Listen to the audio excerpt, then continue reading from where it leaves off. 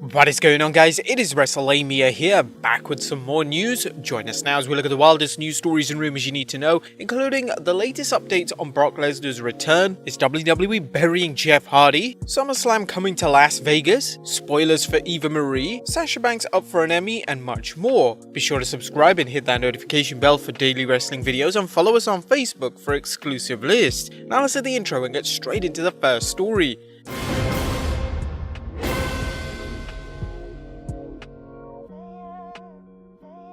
Now, first story looks at whether SummerSlam is coming to Las Vegas. And while it's no secret that WWE wants to run SummerSlam in front of fans, just where does the promotion intend to hold the event? Well, according to sports journalist John Alba, they're looking at one particular venue in Las Vegas. Ringside News noted, "It is reported that WWE is considering the Allegiant Stadium in Las Vegas. The outdoor venue could hold around 72,000 at full capacity. The venue is outside of the Las Vegas Strip, which makes it perfect location for a destination event." There was previous talk of WWE holding SummerSlam in Arizona or Texas, and at one point Meltzer reported that WWE was even considering hosting the show at New York's MSG. However, Ringside News listed a possible reason for Sin City hosting what many fans consider to be the WWE's second biggest pay-per-view besides WrestleMania. The state of Nevada has lifted their pandemic regulations, meaning a return to normalcy in a lot of ways. The pandemic is still going on, but as more vaccines are administered in the US, we are certainly getting closer to that herd immunity number that everyone desires. Longtime fans and trivia buffs will remember that Las Vegas hosted WrestleMania 9, 2001's No Way Out, 2005's Vengeance, 2008's No Way Out, and 2016's Money in the Bank. Next up, Brock Lesnar's return status. As the WWE prepares for SummerSlam, it's only natural that the WWE Universe wonders whether the Beast incarnate will make an appearance at the biggest party of the summer. Lesnar, who hasn't competed in WWE since WrestleMania 36, is believed not to be under contract, but as we pointed out many times, promoters love to feed disinformation to news sites. Meltzer had this to say about his return on the Wrestling Observer Radio. "I've not heard about SummerSlam. I would have thought he would be at WrestleMania, but he's not under contract. He's not going to AEW. I mean, he's just not. I suppose it's possible SummerSlam, but I've not heard any whispers in that direction." A Lesnar vs McIntyre match would be phenomenal, but at this point, any talk of such a match is just mere speculation. If Lesnar does return, who should he wrestle? Lashley or McIntyre? Let us know in the comments down below. Next up, is Jeff Hardy being buried? Jeff Hardy signed a contract extension with the WWE, which would suggest the company wants to utilize the multi-time world champion. However, Jeff's recent outings have seen him losing matches left, right, and center, which has some fans thinking the WWE is burying him, possibly to punish Jeff's brother Matt for leaving the WWE. However, Wrestling News' Paul Davis reports Jeff has 2 years on his WWE contract, and he's not getting buried. We are told that the WWE is simply rotating talent, so some people will be moved to the back burner for now. This is essentially what happened with wrestlers like Angel Garza, Nikki Cross, and Humberto Carrillo. After being on the sidelines for months, WWE is starting to push Garza, and Carrillo and Cross is about to return to Raw soon to interact again with Alexa Bliss. The WWE is known for rotating certain stars, but fans have been shocked by just how much Hardy has been jobbed out lately. Hardy, like wrestlers such as Sheamus and King Corbin, is the type of performer who can be used to put other wrestlers over, yet find himself back in the upper card with the right push. Yes, again, putting over talent is one thing, but when you consistently lose match after match, your credibility diminishes and the wins don't mean as much. Next up, CM Punk talks his scariest career moment with Jeff Hardy. CM Punk may be done with wrestling, but he hasn't forgotten the many years he spent competing in the squared circle, including the moment that scared him the most. Ironically, Punk was appearing on the movie Crypt to promote his new role in director Joe Lynch's new horror film when he looked back at his 2019 SummerSlam TLC match against Jeff Hardy.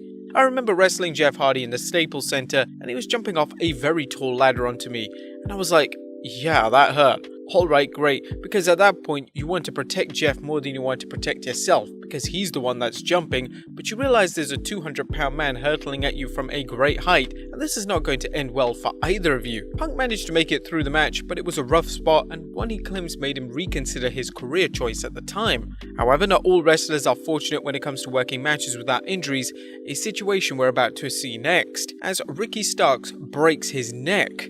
AEW wrestler Ricky Starks is recovering from a freaking broken neck after he was injured on the 21st April Dynamite match against Hangman Adam Page. According to Wrestling Inc.'s Mark Middleton, the injury reportedly occurred when Starks landed on his head from a released German suplex. Starks is expected to miss around 3 months of in-ring action, but is also expected to continue to appear on AEW television in some capacity. Doctors reportedly believe that Starks' neck will heal without needing surgery. Incredibly, Starks followed up by wrestling a match since then. And we want to wish Ricky Starks a fast and full recovery. Next up, Chris Jericho talks the controversial finish. Dynamite's Blood and Guts double cage match featuring the Pinnacle's MJF shoving Chris Jericho off the top of the cage. However, some fans weren't so impressed with the landing, with some complaints that the fall looked fake. However, Jericho discussed the situation on Talk is Jericho, noting, "It was later on that I started hearing, that fall didn't look great. For me, when I watched it back, I thought it looked amazing. When you watch it back, I barely missed hitting my head on the lights on the stage. I almost overshot everything. Everyone in this business knows how dangerous this can be and how terrifying it is, and the margin for error is slim. You have the right to bag on it. Out of the 1.3 million who watched, if 3,000 people didn't like it, that's a very small percentage. Most people thought it was crazy and I got great feedback. I hope you enjoyed it because you'll never see me do it again. I'm glad it turned out the way it did. I wouldn't change anything." What do you guys think of Jericho's response? Let us know in the comments down below. Next up, Eva Marie Spoilers. What does the WWE have planned for Eva Marie? The former Diva and Total Diva star has been appearing on Raw in video vignettes promoting herself as a super role model, leading to speculation about what her role will be when she returns to the ring. Both Meltzer and Alvarez speculated on the possibilities during a recent Wrestling Observer Radio, saying, "We had another Eva Marie video package. There were 2 of them on this show.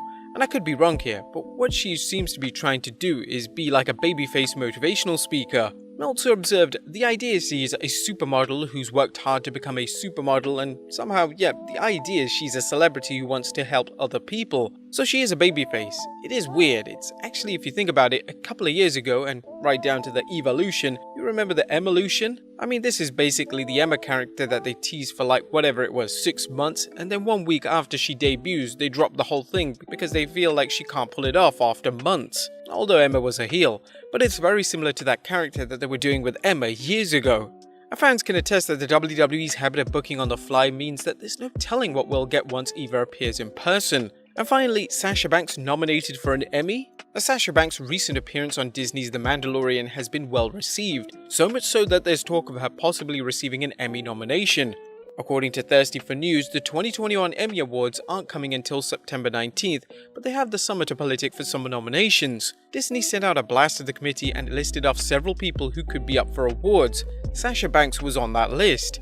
In a graphic obtained by the Direct, Mercedes Varnado is listed as a guest star that could get an Emmy nomination. Did you guys see Sasha Banks in The Mandalorian? If so, what did you think of her work? Was it good enough to earn an Emmy?